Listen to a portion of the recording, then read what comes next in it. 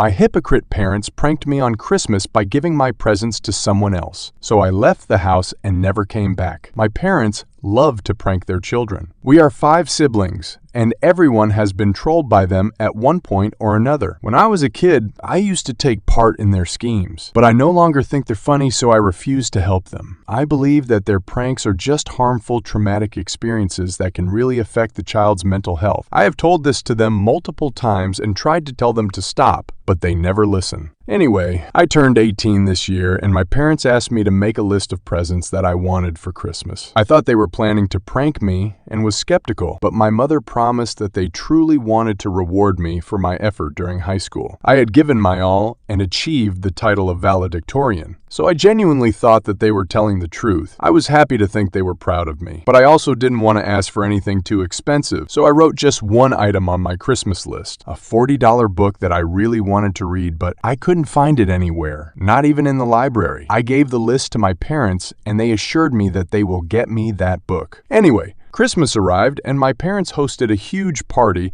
and I even invited my boyfriend to it. Of course, I had asked permission for it beforehand. Everything was going great. A lot of family members had shown up, and everyone was having fun drinking and eating. But then the time came to open our presents. Everyone except my boyfriend seemed to hold their laughter as they told me that I should open my presents first. The first present I opened looked like a laptop, and it was. It was a MacBook. My older brother had gotten that for me, and I thanked him a lot, but he just laughed at me, telling me to open it first. I did as he asked, and the color drained from my face. Instead of a MacBook, the box was filled with chocolates. I literally hate chocolates and can't stand eating them. So this wasn't even a gift. It turns out he had decided to give the MacBook to his wife and thought that gifting me the box would be a great prank. I was really disappointed, not because I didn't get a laptop, but because he thought it was funny to play with my feelings. Anyways, I moved on and opened the presents from my parents. I was holding the book that I wanted in my hand, except I wasn't. It was just a dictionary with a printed cover over it, disguising it as the book I wished for. When I asked them about it, my mother said, "Oh, we decided to give the book to your younger sister because she wanted to read it more. But that dictionary should be very useful to you." Once again, everyone except my boyfriend burst into laughter. At this point, I was barely controlling my tears back from being ridiculed in front of the entire family. But I kept going, and guess what? Every single gift was just a prank. An AirPods box without the AirPods gift cards, with zero balance on them, an envelope with Monopoly money, and so on. I had put my heart and soul into choosing gifts for everyone, making sure that they would be happy. I went out of my way and spent everything I had saved, but they had decided that I didn't deserve any effort and that it was better to play with my emotions. I just decided that it wasn't worth crying over this and sat down with my boyfriend while everyone else opened their wonderful gifts. I had to hear them talk about how much they loved their gifts for the rest of the evening. My dad decided to ask why I wasn't in praising my gifts like everyone else. I just looked at him bewildered and said, "What gifts? I have no gifts, so I can't praise them." That sentence was like lighting a fire. My dad started calling me ungrateful. He said that I should be thankful on Christmas and quit being so salty over something that was just a harmless prank. In response, I told him my true feelings. "You guys don't even know what pranks are. What you did was play with my self-esteem and mental health, all just so you could have a laugh. You promised, and then you showed me that I can never trust you for anything." My mom and elder brothers started calling me entitled for raising my voice during a Christmas dinner, so I just ran to my room and started packing. This was something that I should have done the moment I turned 18. I packed all of my essential stuff and asked my boyfriend if I could stay in his apartment for a few days while I looked for my own place. He agreed without a second's delay. As I walked out with him, my family tried to stop me with force, calling me sensitive and childish. They said I need to come back inside and apologize for ruining Christmas for everyone and spoiling their moods. I couldn't hold back my laughter as my mom told me to be more conscious of what I was doing.